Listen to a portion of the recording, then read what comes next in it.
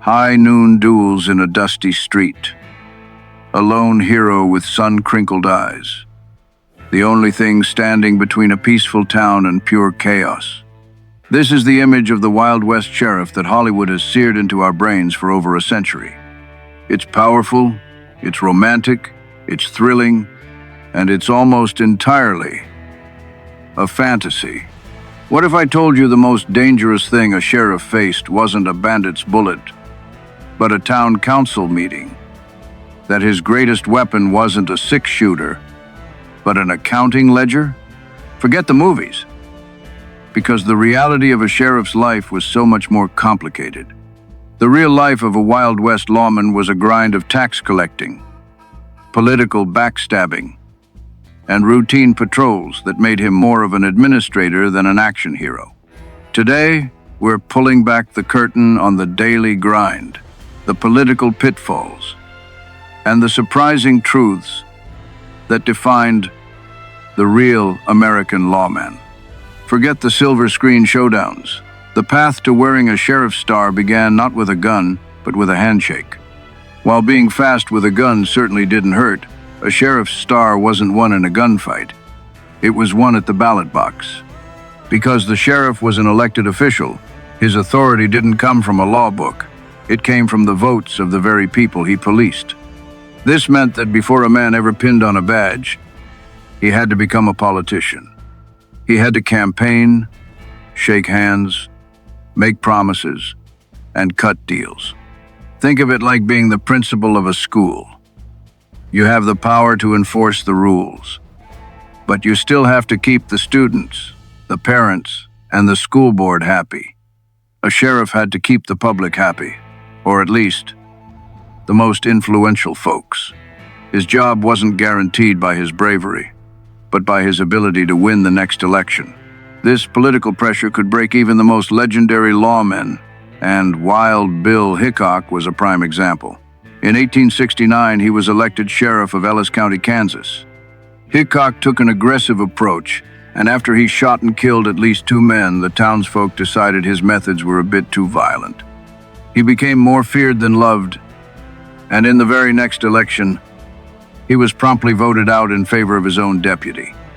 He was too much of a gunslinger, and not enough of a politician. Contrast that with a lawman who truly mastered the political game. Bat Masterson. When he ran for sheriff of Dodge City in 1877, he took out ads in the newspaper, asking for votes. His campaigning worked, but the politics never stopped. The infamous shootout at the OK Corral wasn't just law versus outlaws. It was dripping with local politics. Wyatt Earp had wanted the lucrative job of Cochise County Sheriff, but his rival, Johnny Behan, used his political connections to get the governor to appoint him instead. Behan had promised to make Earp his undersheriff, a promise he broke the second he got the badge. It was less a showdown of good versus evil, and more like a bitter office rivalry over a corner office, where grudges and backstabbing led to a deadly outcome. Walking this political tightrope was the single most demanding part of a sheriff's daily life. He was a public servant caught in a web of alliances, rivalries, and public opinion. A single unpopular decision, even if it was legally correct, could get him fired come November. So if the job wasn't all chasing outlaws, what else was there? You might be surprised to learn that one of the most time-consuming duties of a sheriff was collecting taxes. That's right. The heroic lawman was basically the county tax collector. This wasn't a side gig, it was central to the job and, more importantly, how he got paid. Most sheriffs didn't get a steady salary.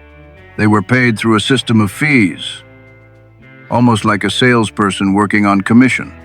They got a fee for serving papers, a fee for an arrest, and mileage for travel. But the biggest payday came from taking a cut of the taxes they collected, often between 8 and 10%. This could make a sheriff incredibly wealthy. While Wyatt Earp's brother, Virgil, as town marshal, had a base pay of $150 a month, his real income came from collecting fees on everything from business licenses to city fines. As you can imagine, this pay-for-performance system created a massive and obvious conflict of interest. The more fines and taxes the sheriff collected, the more money he personally made. It also meant a huge chunk of his time was spent on paperwork. He was less like a ranger riding the plains, and more like an accountant at tax time, hunched over a desk, poring over ledgers. This financial responsibility also meant he had to be bonded. He had to put up a large sum of his own money, like a security deposit, to prove he wouldn't just run off with the public's cash. This focus on finance meant that catching criminals could sometimes take a back seat to making money. Lawmen often spent their energy on activities that paid the most. This might mean prioritizing the recovery of stolen property over catching the actual thief, because that's where the fees were. So his life wasn't just politics and paperwork, it must have been non-stop gunslinging action, right? And it was just not the way you think. The daily routine for a sheriff was usually long stretches of boredom, punctuated by brief moments of chaos. Real gunfights were incredibly rare. In all his years as a lawman before the OK, Corral, Wyatt Earp had only ever shot one man. So what did they actually do all day? More often than not, they were community mediators. Their job was like that of a resident advisor in a college dorm, handling all the little frictions of small-town life. They settled arguments over wandering cows. They dealt with complaints about saloon keepers watering down the whiskey.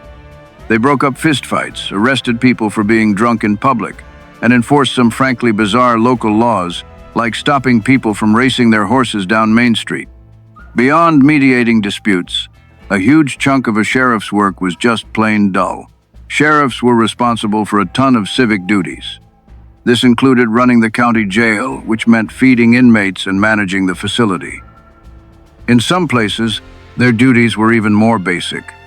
Sheriffs were often responsible for keeping the streets clean, not just of criminals, but of actual trash and horse manure.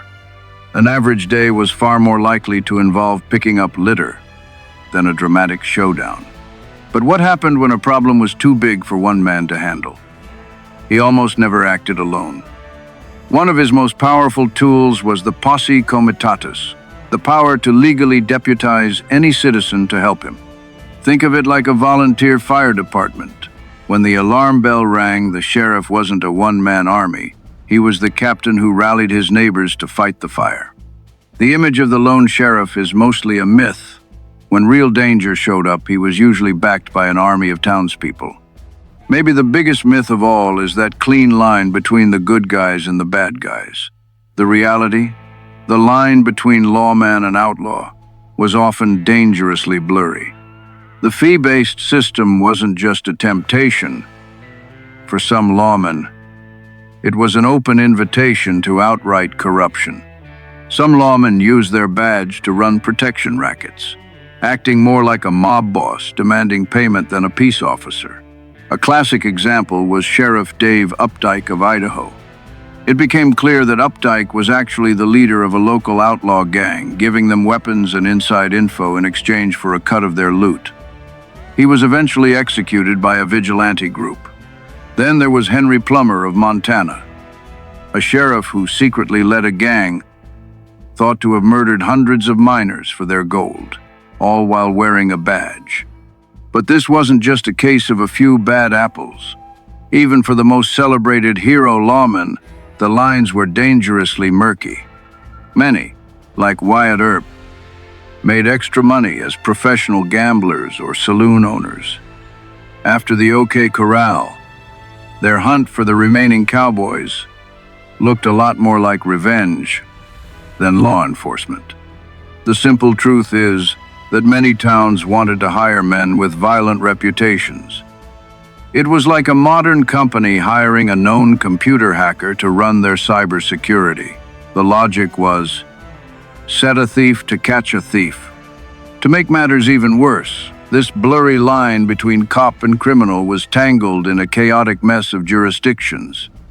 Imagine a shopping mall where the guard for one store can't leave his doorway. The mall's main security can't enter that store.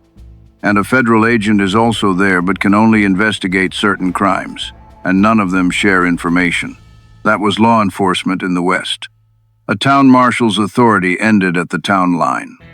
A county sheriff had the whole county, and U.S. marshals only dealt with federal crimes. Justice could depend entirely on which lawman got to you first. So when you peel back the layers of Hollywood legend, what are you left with? The life of a Wild West sheriff was a paradox. It was a job that demanded the guts to face a killer, but also the patience to mediate a fight over a chicken.